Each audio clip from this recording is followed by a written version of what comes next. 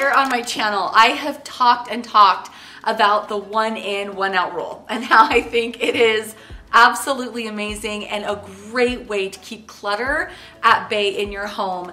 However, as I have tried to live this rule over the past almost 2 years of having decluttered my home and tried to focus on living more clutter-free, I realize this is kind of hard if you live with multiple people. So we are a family of 5 and it is just hard to keep track of everything, especially when you've got birthdays and holidays and just kids. I love the concept. I think it's brilliant and I think in some cases it absolutely works.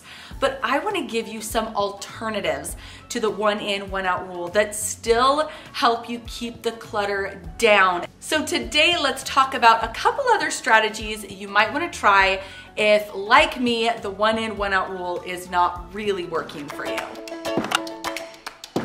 If you do want to continue using the 1 in, 1 out rule or the 1 in, 2 out rule, which I think is even better, then I do have one tip, and that is to make sure you've decluttered the space first. This does not work unless you've decluttered the space. If you have a space that is just spilling over with stuff and you continue to do the 1 in, 1 out rule, it just will not get you anywhere. You will continue to have a clutter problem. You will continue to feel overwhelmed in your space and it just won't work. It won't work the way it's supposed to. So make sure you use this rule only after you have decluttered your space and everything fits within the boundary of your home, the container that is your home. If you want to continue using the 1 in, 1 out rule, in addition to some of these other strategies that I'm going to teach you, I think that's amazing, but just know that you definitely are going to have to declutter first.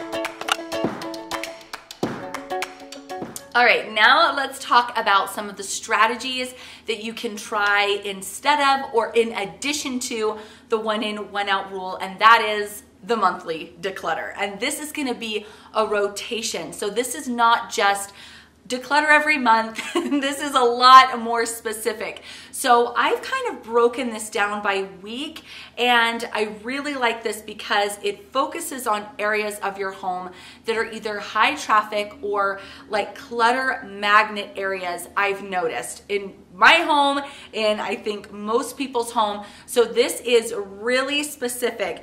Each week you are going to declutter these specific areas and then do this again every single month. So this is a monthly declutter rotation. Week 1, you are going to go through your kids' closets. So I really need to go through my kids' clothing drawers. We're transitioning seasons right now, so I feel like there's probably tons that I can get rid of. It's completely disorganized in addition, so I'm going to be pulling out things that they've outgrown, things that are no longer good as we're headed into fall, like swimming trunks, you know, we don't need. This, at least for me, is an area that really easily gets very out of control, especially as the seasons are constantly changing and the kids are constantly growing. So if I don't keep on top of the kids' clothes, they become an overwhelming mess and their room is just covered in clothes. The laundry gets harder and it gets harder for my kids to find what they're looking for, find things that fit them, and get dressed in the morning ultimately. So the first week of every single month, I say do a quick pass through your kids' closet, make sure everything's fitting them, they're wearing what's in there, and it's not maybe time to rotate seasons. So you're gonna do this every single month. 1 month, it might take you 20 minutes. The next month, it might take you 3 because there was really nothing in there. But this is just keeping on top of it so that it doesn't become, again, like this overwhelming cluttered mess. For week number 2, you're gonna go through your kids' toys or any of their educational material. And again, this is just because kids outgrow things, things break.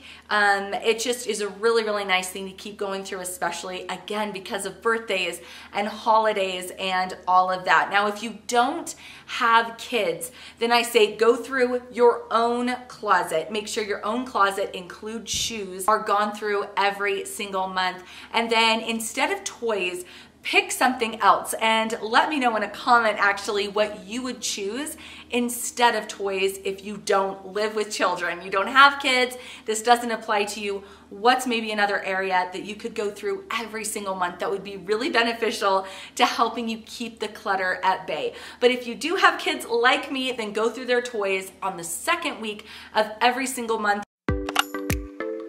Another area in my home that gets incredibly cluttered is like the utility drawers. So this is anything kind of office-y. I don't have a specific office space, but I do have kind of like an office drawer. And if I don't go through this on a monthly, it gets totally out of control. And it gets hard to find what I'm looking for. Batteries, flashlights, magnets, whatever. So I have to keep only the things that I know I'm going to use in there, and all this other random junk that gets thrown in there, you have to keep going through it. Otherwise, this drawer will become your worst nightmare. So go ahead and go through this on the third week of every single month just to keep, again, this clutter cut down. For week number 4, I recommend going through your kitchen, and this includes your pantry and your fridge. Now, you might want to go through this even more often than just once a month. It might be useful to go through this every week or every 2 weeks, but at the bare-boned minimum, go through your kitchen pantry and your fridge and your freezer at least once a month. This area just gets really, really overwhelming. It starts you start wasting food as things get pushed to the back. You forget you had things. It just kind of becomes harder to know what you have, to do your grocery shopping, to fit the new groceries into your fridge. Again, we're living within the boundaries of our home. Your fridge is a boundary. It's a container, and you want to keep within that boundary. So hopefully by going through these 4 areas once a month, your home is really, really going to be nice and clutter-free, because I just feel like these are areas that accumulate really, really quickly and can get out of control without you knowing it. Let me know if you think this strategy would work for you. It has definitely worked for us, but I am excited to hear your thoughts. The monthly Fill a Bag challenge is also a really good one. Grab a giant black garbage sack and then fill it up. I like to do this at the end of every single month. It's just a nice way to do a whole house sweep. And you try to hit all the areas of your home. So you're gonna look underneath the cupboards in the bathroom or underneath the kitchen sink. You're gonna get into the Tupperware. You're gonna see if some lids are missing. So this is really, really great to do just to keep every single area of your home really under control. The game closet, the coat closet, all of these areas that you might not really be thinking about, you're going to get into, and you're going to try and fill up this entire garbage bag for donations.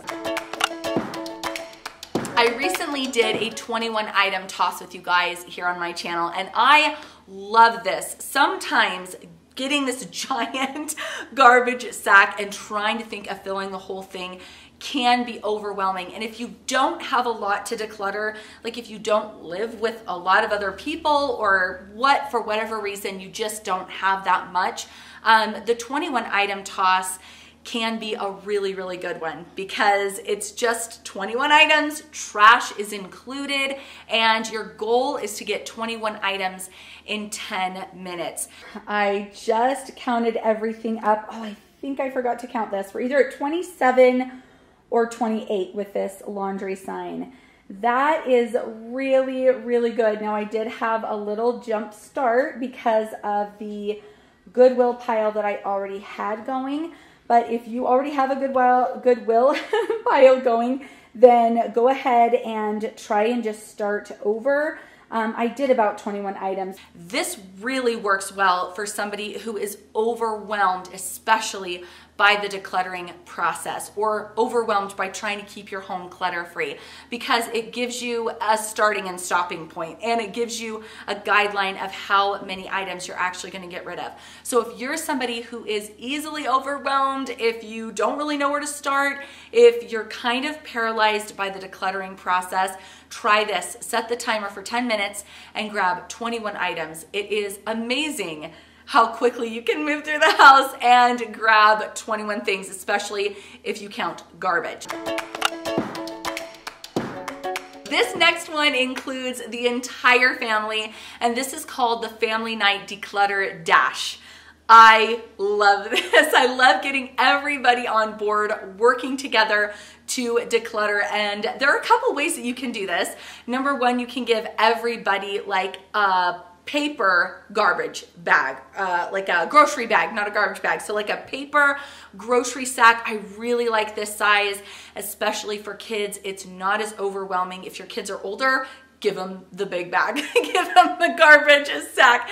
But it's everybody gets either a box or a bag of the same size, and you are going to see, set the timer maybe for 10 minutes again, because for kids especially, it's not so overwhelming. So set the timer 10, 15 minutes and see who can collect the most items to donate in that amount of time. The winner gets $5. It's awesome. It is a super, super fun way to have everybody working together. Another thing you can do is to grab a giant black trash bag and say, we are going to work together as a family. Everybody has to put at least 10 items into the bag of their own, and then we're going to see if we can fill this up together in 10 minutes, 15 minutes. If we do, we'll go grab pizza. We'll go out for ice cream. We'll go to the trampoline park, whatever. Have like a family activity that you guys can enjoy together as you've worked together to fill this one bag. So this is, again, the Family Night Declutter Dash. I love it. I think it's a really fun tradition to do once a month. Okay, if you know you've got a birthday coming, you have a holiday coming, and you know you've got stuff that you can get rid of, I say go ahead and try and get rid of 10 to 20 items in your home before you do the shopping. So if it's back to school shopping time, 10 to 20 items from your home have to go. If you're gonna go shopping for a couple new pieces of home decor for fall, 10 to 20 items need to leave your home. So anytime you go out shopping or you plan a shopping trip, you have to get rid of 10 to 20 items, or whatever amount of items you think is appropriate for you and your space. But this is really, really good because it keeps you in constant check. And it's kind of like the one in, one out rule, where you're like, I know I'm gonna be bringing some more items into my home. Therefore, I very intentionally, right now, I'm gonna be getting rid of some stuff. So anytime you plan any kind of shopping where you're bringing new things into your home, first, go through and get rid of 10 to 20 items. Please don't forget to hit subscribe on your way out. Thank you so much for joining me today, and I will catch you soon. Bye.